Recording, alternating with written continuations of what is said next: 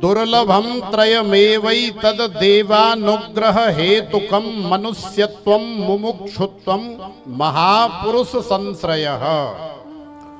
देखो, जीव जब माता के गर्भ में आता है तो भगवान कपिल और मैया देवहूति के संवाद में ये प्रसंग है कि मैया देवहूति भगवान कपिल से कहती है कि प्रभु मैं क्या बताऊं, जीव जब माता के गर्भ में आता है तो अनेकों प्रकार की प्रतिज्ञाएं करता है, अनेकों प्रकार के भगवान को वचन देता है कि हे प्रभु एक बार मुझे इस गर्भ से आप बाहर निकाल दो, तो संसार में बाहर जाने के बाद मैं आपका इतना भजन करूंगा, इतना सत्संग करूंगा, इतनी सेवा करूंगा, इतनी कथा कराऊंगा या सुनूंगा कि फिर मुझे बार बार जन्म लेना नहीं पड़ेगा, बार बार मुझे मरना नहीं पड़ेगा, माने मैं अपना जीवन सार्थक बना लूंगा।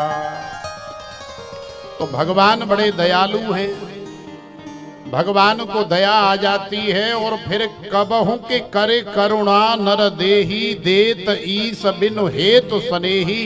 भगवान दया करके, स्नेह करके, कृपा करके प्रसव की वायु के माध्यम से माता के गर्भ से जीव को संसार में बाहर ले आते हैं। लेकिन महाराज इसी संसार में उसी भगवान की माया बड़ी बलवती है कि भूमि परत भा डावर पानी जिम जीवहि माया लपटानी। कस्तरती कस्तरती मायाम यह संगास त्यजति यो महानुभावम सेवते निर्ममो भवति। देवी हेसा गुणमयी मम माया दुरत्तया मामेव ये प्रपद्यन्ते मायाम एताम तरन्ति। भगवान की माया संसार में आते ही जीव को लपेट लेती है और फिर चाह करके भी जीव वो सारी प्रतिज्ञाएं, वो सारे वायदे, वो सारे व्रत, वो सारे वचन भूल जाता है जो उसने माता के गर्भ में भगवान को दिए थे। भगवान प्रतीक्षा में रहते हैं कि शायद अब याद करेगा, अब याद करेगा, लेकिन महाराज सारा जीवन वो याद ही नहीं करता। तो फिर क्या होता है, फिर हमारे पप्पू भगत जी जैसे जो भगवान के भक्त हैं वो हमें याद कराने की चेष्टा करते हैं, प्रयास करते हैं कि बेटा सेवा करो, बेटा सत्संग करो, बेटा कथा करवाओ, बेटा ये अमुक सत्कार्य करो। तो ऐसे भगवान के भक्तों की प्रेरणा से फिर हम लोग वो कार्य संपन्न करते हैं जिसे करना हम लोग भूल गए थे। वो भगवान के परम लाडले राधा रानी के परम प्यारे ऐसे भक्तों के माध्यम से फिर हमें याद आती है, प्रेरणा मिलती है और फिर हम वही कार्य करते हैं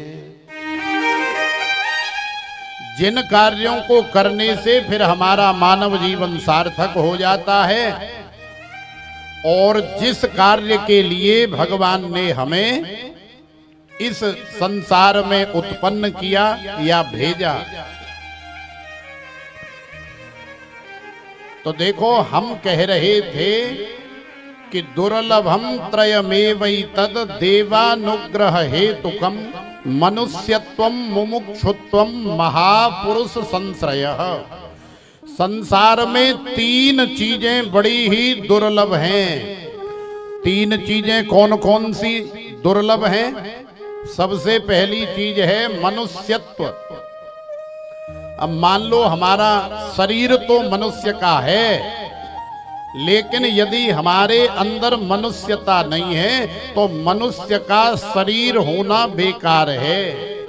यदि मनुष्य का शरीर धारण करके हम लोग भी केवल खाने पीने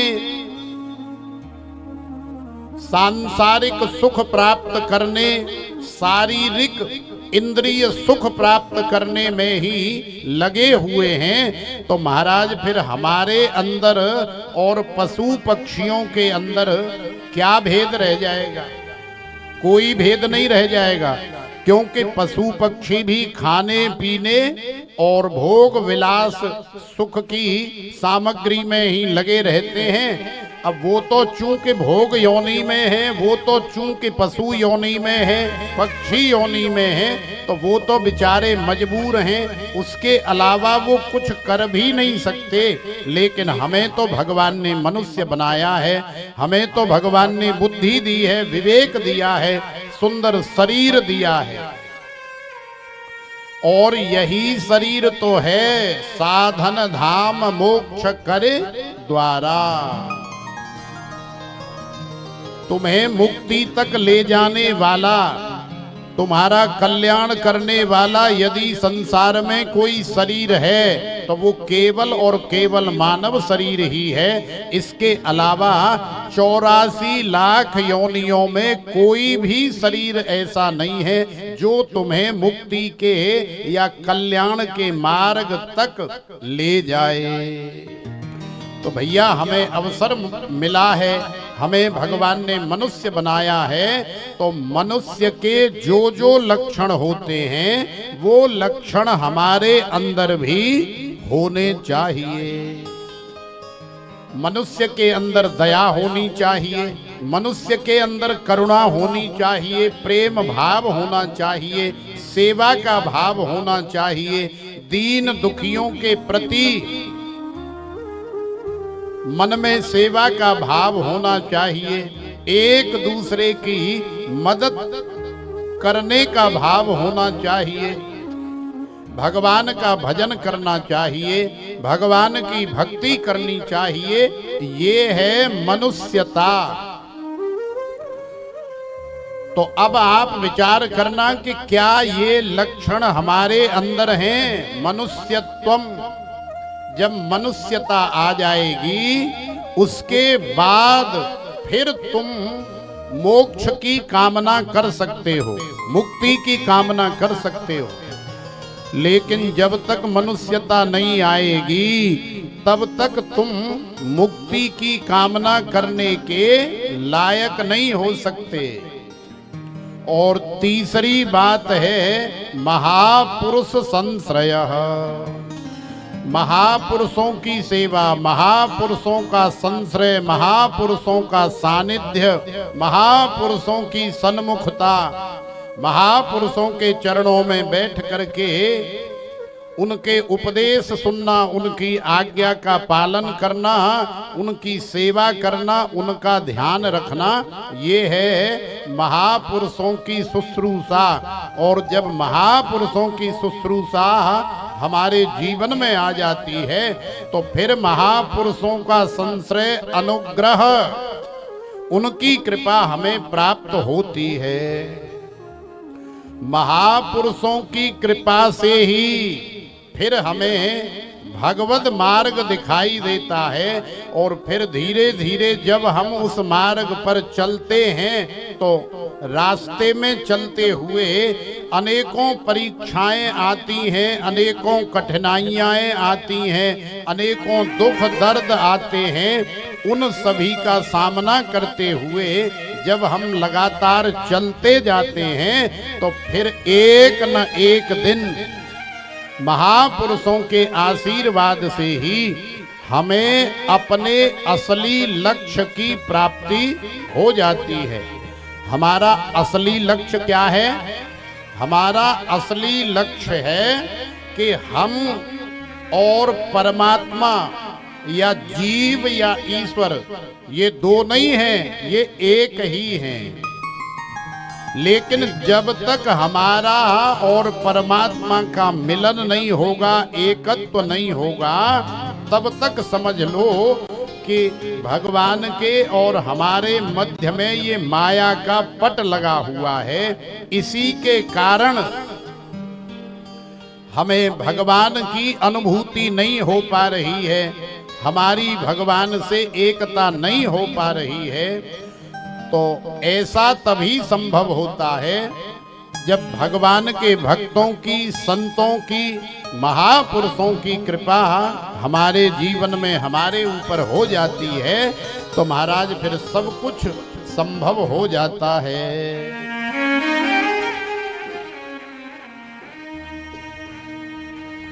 तो प्रेम से बोलो राधे राधे। अच्छा ये बताओ कि कथा समझ में आ रही है कि हम वैसे ही भुस में लठ मार रहे हैं यहाँ? क्योंकि यदि भुस में लठ मारेंगे तो मूड फिर हमारो ही फूटेगो, तुम्हारो तो कछु बिगड़ेगो नहीं।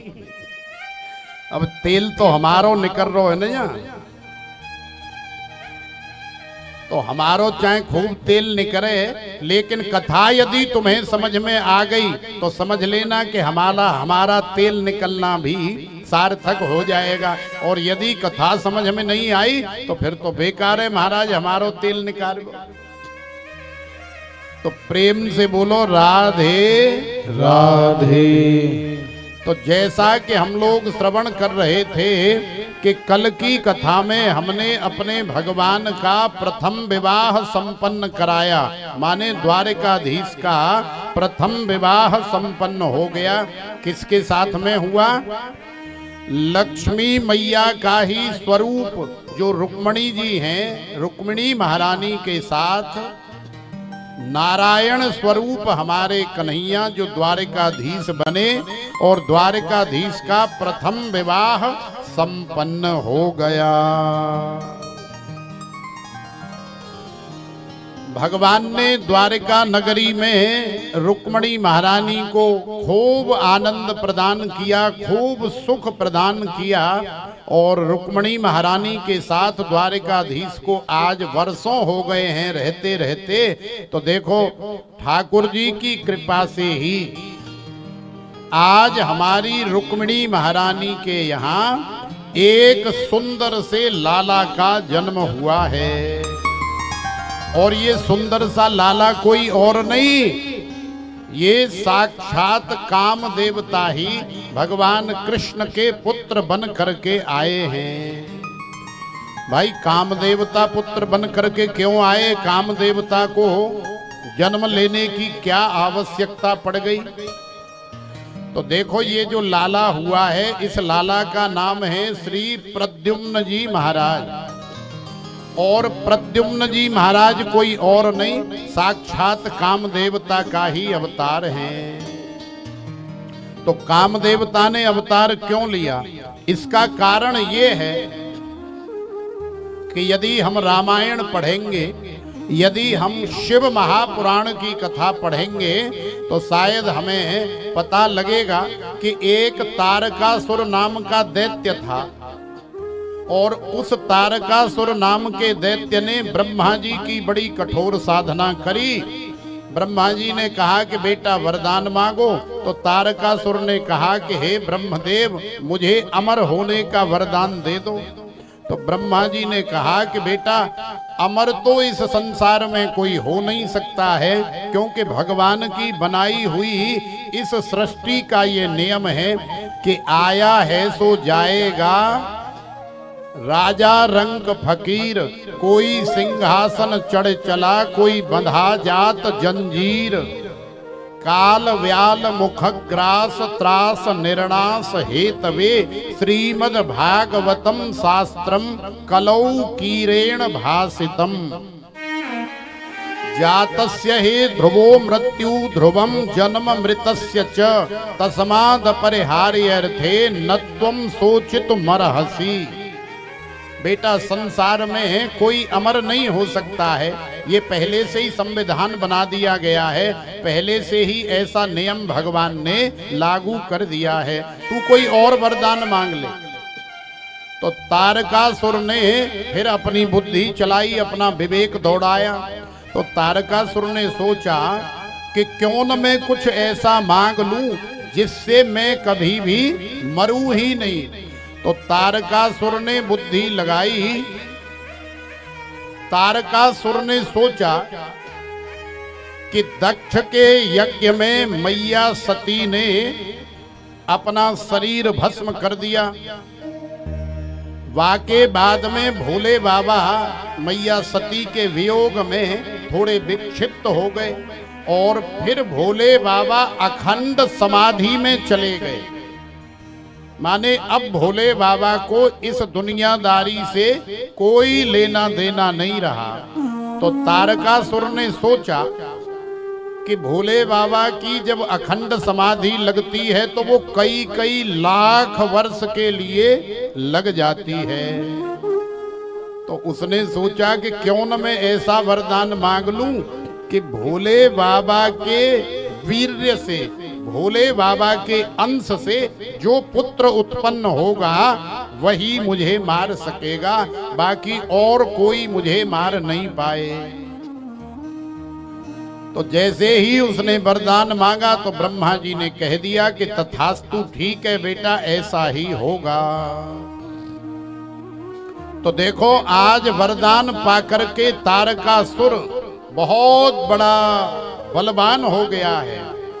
सारी त्रिलोकी में उसने हाहाकार मचा रखा है, स्वर्ग के ऊपर भी कब्जा कर लिया है। देवता लोग बेचारे मारे धारे घूम रहे, इधर से उधर भाग रहे हैं, लेकिन देवताओं को कोई बचाने वाला इसलिए नहीं है क्योंकि तारकासुर को वरदान है, उसे भगवान विष्णु भी नहीं मार सकते, भगवान शिव भी नहीं मार सकते, ब्रह्मा जी भी नहीं मार सकते, और संसार में महाराज उसे कौन मारेगा।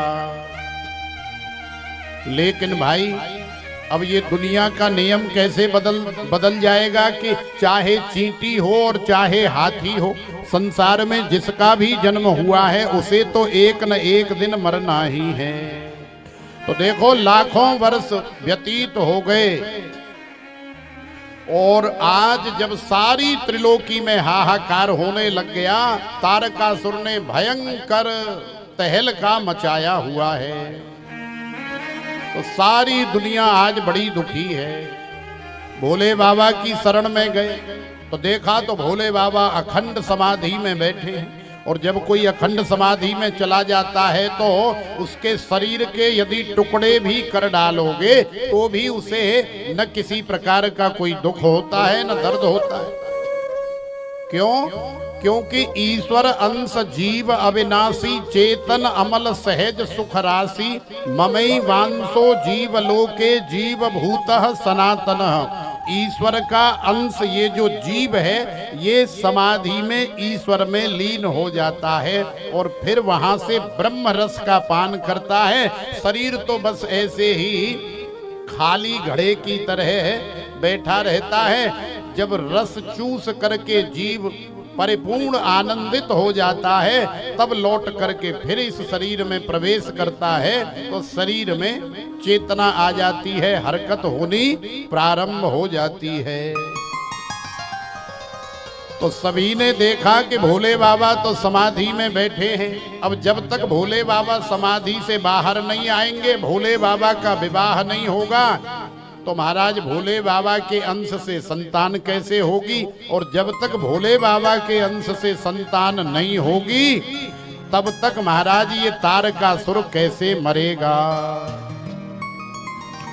तो देवता लोग बेचारे आज बड़े परेशान हैं। ब्रह्मा और विष्णु भगवान ने भी अपने हाथ खड़े कर दिए और आज इंद्र देवता ने सोचा कि क्यों न हम लोग मिलकर के कुछ करें। तो सारे देवता आज कैलाश मानसरोवर पर हिमालय में पहुंचे जहां भोले बाबा समाधि में बैठे। देवताओं ने भोले बाबा को जगाने का प्रयास किया लेकिन कोई फायदा नहीं हुआ। फिर अचानक इंद्र को याद आया कि हम लोगों में एक देवता है जिसका नाम है काम देवता। काम देवता के पास भगत जी 5 बाण होते हैं।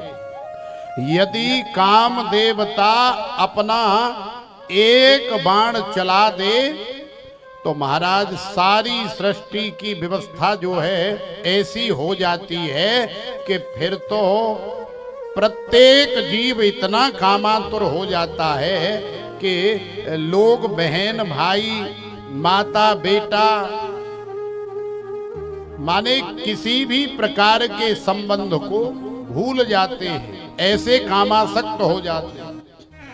और यदि दूसरा बाण चला दिया, तीसरा बाण चला दिया और चौथा और पांचवा बाण यदि चला दिया तो सारी सृष्टि की हालत ऐसे हो जाती है जैसे कुत्ता और कुतिया की हालत होती है।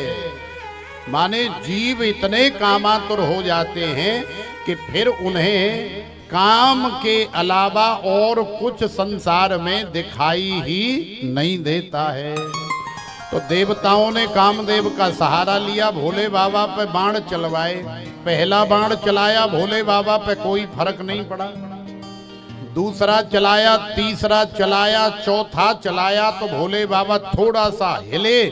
लेकिन अब जब पंचम बाण कामदेव ने चलाया है भोले बाबा की छाती पे, हृदय पे, तो भोले बाबा के ये वाले नेत्र तो खुले नहीं, लेकिन जब शिव तीसर नयन उघारा, लेकिन भोले बाबा के माथे में ये जो तीसरा नेत्र होता है, भोले बाबा का तीसरा नेत्र महाराज खुला और सामने कामदेव दिखाई दिया। सो ही कामदेव भोले बाबा की क्रोधाग्नि से जल करके भस्म हो गया। देवता लोग भयभीत हो गए। काम के जलते ही सारे देवता अपने अपने अपने अपने सब भाग गए, लेकिन कामदेव तो बेचारा जल करके भस्म हो गया।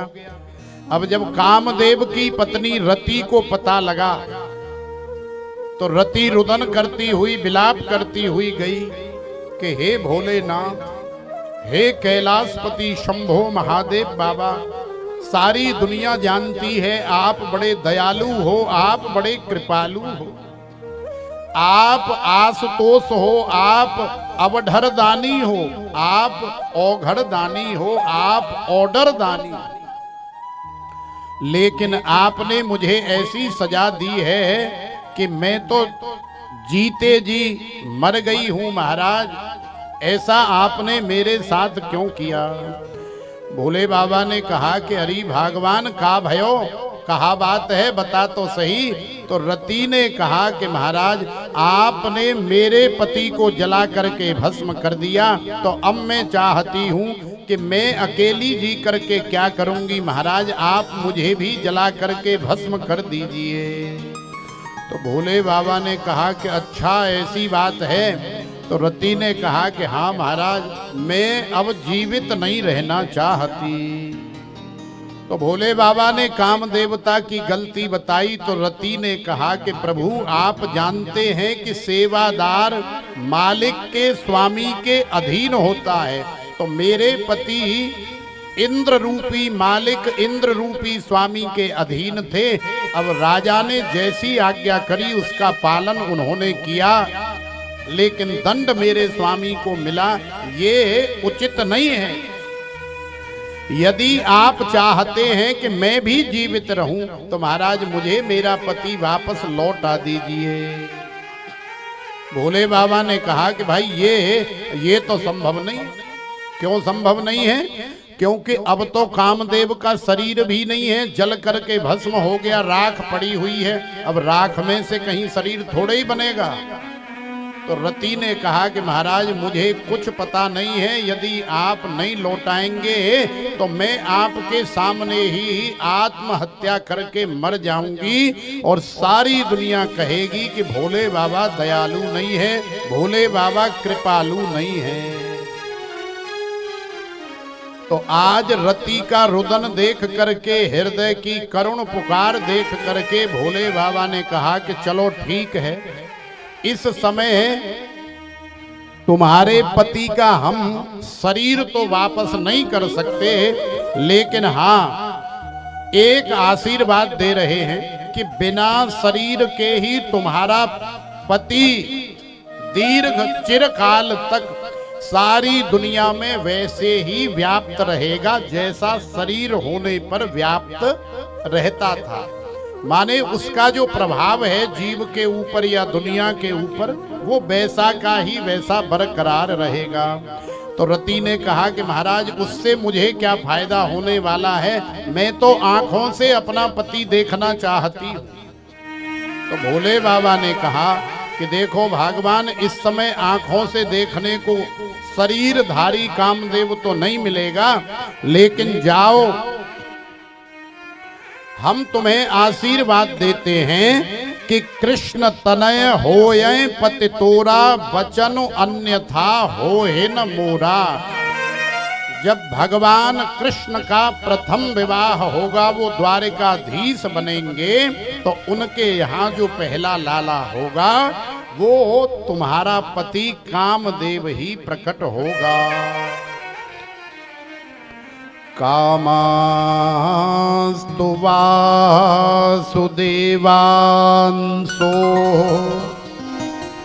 दग्धः प्रागरुद्रमन्युना देहोपपत्तये भूय तमेव प्रत्यपद्यतः। बलम बलवताम चाहम काम राग विवर्जितम धर्मा विरुद्धो भूतेषु कामोस्मि भरतर्षभ। तो देखो, अब आपको कथा समझ में आई कि भगवान का पहला लाला जो है कामदेव ही प्रद्युम्न जी महाराज के रूप में जन्म लेकर के प्रकट हुआ है। कथा समझ में आई कि नहीं आई? तो प्रेम से बोलो राधे राधे।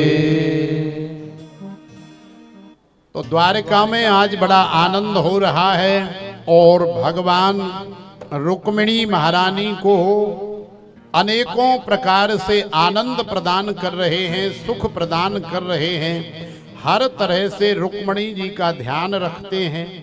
जैसे एक पति का कर्तव्य होता है कि वो अपनी पत्नी का पूरा ध्यान रखे, और पत्नी का भी एक परम कर्तव्य है कि वो भी अपने पति के अलावा कभी भी पर पुरुष का न तो चिंतन करे और ना ही किसी पर पुरुष के संपर्क में आए।